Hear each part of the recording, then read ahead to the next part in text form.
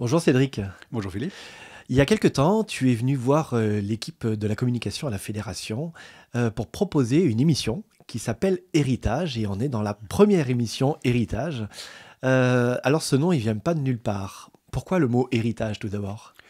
J'ai une grande passion pour toute l'histoire de l'Église, l'histoire un peu de façon générale. Et du coup, ce mot héritage me faisait très, très chaud. Alors Cédric, on te connaît, on t'a déjà eu dans des émissions sur notre chaîne, mais aujourd'hui, alors on sait que tu es pasteur, mais ce qu'on ne sait peut-être pas tellement, c'est que tu es aussi spécialisé en hymnologie. J'ai réussi à le dire du premier coup, t'as vu? Mhm. Alors qu'est-ce que c'est l'hymnologie?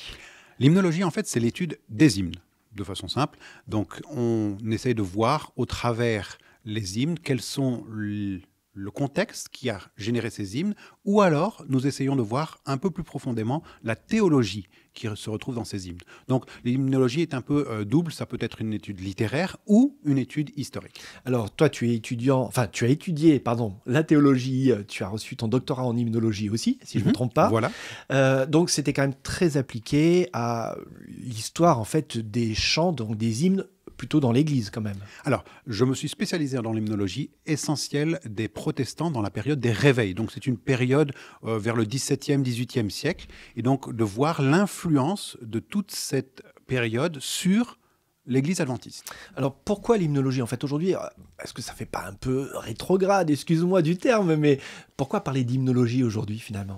Alors, rétrograde, oui et non, parce que même les chants contemporains sont considérés comme des hymnes. Donc nous étudions toutes les époques, toutes les variétés, et donc dans l'émission, nous allons justement essayer de voir ces différentes époques au travers l'étude peut-être du contexte de certains personnages qui ont écrit, et on va voir l'histoire en fait, parce que souvent, un peu comme David qui écrit ses psaumes, on retrouve beaucoup de souffrance ou de joie par rapport à certains événements. Et donc, en fait, c'est une passion. C'est pas seulement rétrograde, oui, bon, une étude très scientifique. Non, il y a aussi toute une vie de personnes et de personnages absolument fabuleux. Alors cette émission, tu la portes, mais tu ne seras pas seul, je crois qu'il y aura des invités aussi. Alors, nous aurons quelques émissions un petit peu plus techniques sur tout l'aspect social, sociologie, qui se retrouve derrière cette musique. Et donc, on va essayer de voir aussi un petit peu tous ces aspects, qu'est-ce qui a poussé les gens à écrire, mais de façon un peu plus communautaire. Alors, est-ce que tu pourrais nous donner un aperçu de ce que pourrait être une émission, justement, dans ce cadre de cette émission Héritage? Euh, Comment ça va se passer, tout simplement? Qu'est-ce qu'on va aborder? Est-ce que ça va être très technique et comme moi, qui suis complètement un inculte dans la musique, la technique, on a bien essayé de me faire jouer des violons comme celui qui est sur cette table, mais on a abandonné après quelques années, de manière raisonnée, c'était mieux pour les oreilles de mes parents. Qu'est-ce que toi, Est-ce que c'est ouvert à tout le monde, finalement? Qu'est-ce que tu vas nous transmettre dans cette émission? Moi, ce que je te propose, en fait, c'est de rentrer dans du concret et de pouvoir raconter une première histoire, voir un petit peu justement tout ce contexte. Et je te propose, je ne sais pas si tu connais le cantique Quel repos céleste. Oui, bien sûr, je connais, ouais. Voilà. Je connais même un peu l'histoire, mais j'ai hâte de l'entendre dire encore une fois, parce que comme toi, je sais que c'est une histoire qui est vraiment touchante et qui est vraiment interpellante aussi. C'est le Job des temps modernes. Mm. On se retrouve en 1871 avec un homme d'affaires qui s'appelle Horatio Spafford. Et Horatio Spafford donc, est un avocat, il a une compagnie d'avocats sous son aile et il a un grand bâtiment qu'il se sert pour toutes ses affaires. Voilà que le grand feu de Chicago va détruire en fait tout le district Mm. et toute l'affaire de Horatio Spafford va se retrouver en cendres. C'est une faillite totale hein, à ce moment-là. Voilà, exactement. Alors, Horatio Spafford, un petit peu comme chaque chrétien engagé dans sa foi, et sa femme, Anna, vont se poser beaucoup de questions. Et dans cette mouvance, ils vont décider de partir, suivre le grand prédicateur Moody dans une tournée qui part vers l'Angleterre. Est-ce que pour eux, à ce moment-là, c'est un peu tourner la page? Comment ils interprètent en fait enfin, je ne sais pas s'il faut interpréter ce feu ou en tout cas cette destruction. Est-ce que c'est pour une occasion de repartir à zéro? Repartir à zéro, peut-être pas, mais de réfléchir différemment, oui. Mm.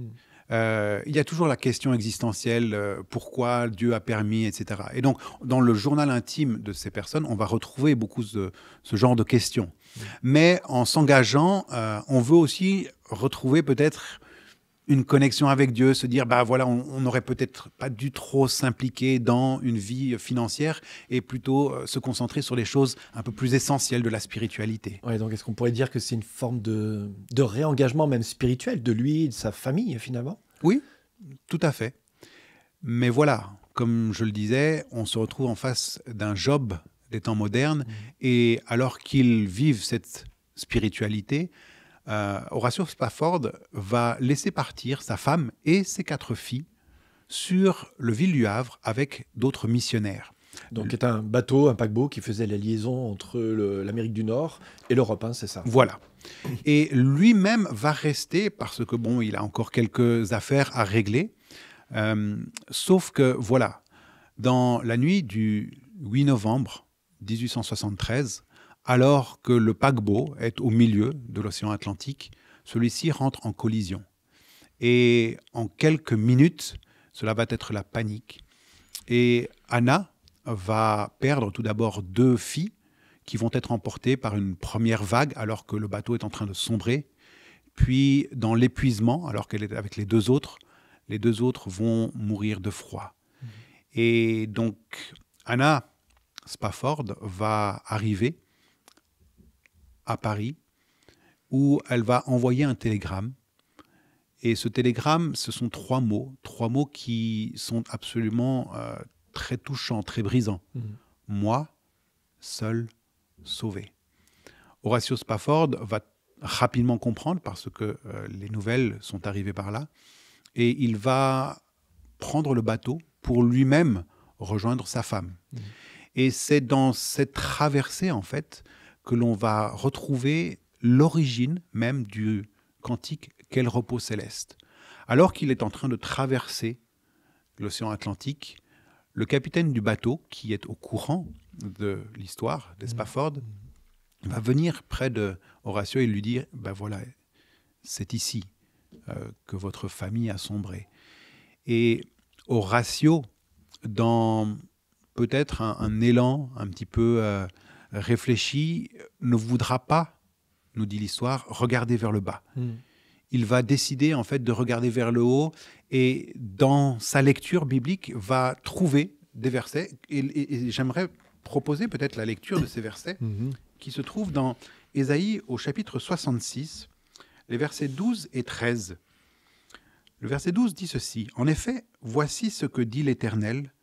Je dirigerai la paix vers elle comme un fleuve et la gloire des nations comme un torrent qui déborde, et vous serez allaités, portés sur les bras et caressés sur les genoux. » Ouais, ce texte est bouleversant. Enfin, je veux dire, à la fois le texte biblique est interpellant, mais mis en lien avec cette histoire d'Horatio, on peut imaginer cet homme qui se réengage auprès de ce grand prédicateur Moody, euh, doit se poser énormément de questions, mais qu'il ait la capacité de regarder de nouveau vers le ciel ou vers Dieu, ça interpelle quand même.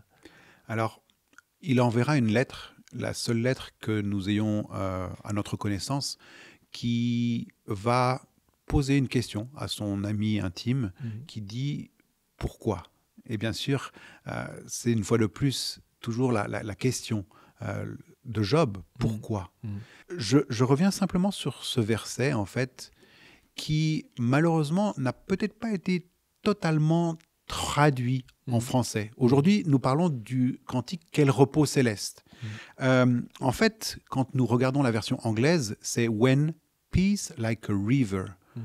Quand la paix sur la rivière ou sur le fleuve, qui est en fait exactement le texte du verset.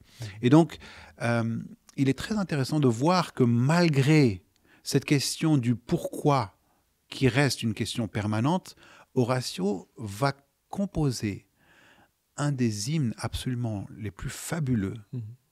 qui dit, malgré tout cela, quelle paix Mhm. comme une rivière, et qu'il arrive à le vivre. Mhm. La deuxième partie du verset, parce que je ne l'ai pas encore lu, est celle où nous voyons un homme, nous dit le texte, qui est consolé par sa mère. Moi-même, je vous consolerai également. Et vous recevrez la consolation dans Jérusalem. Et là, en fait, dans cette partie du verset, Horatio ne va pas partir avec Moody. En fait, il va partir pour Jérusalem. Mhm.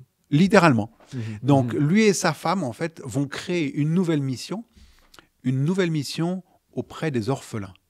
Et encore aujourd'hui, nous avons cette mission Spafford qui est très active dans les milieux du Moyen-Orient auprès des enfants orphelins à Jérusalem et un petit peu partout. C'est ça, Héritage. C'est une histoire de vie, une histoire musicale aussi que tu vas nous faire, que tu vas nous interpréter grâce à ce violon. On va pouvoir profiter voilà, de toute l'émotion qui se dégage des cordes, mais qui se dégage surtout de cette histoire-là. Euh, Cette émission Héritage, merci encore de nous l'avoir proposée. Elle parle du texte biblique, elle parle de vécu de personnes, elle parle d'émotions, elle parle de musique, elle parle de beaucoup de choses finalement.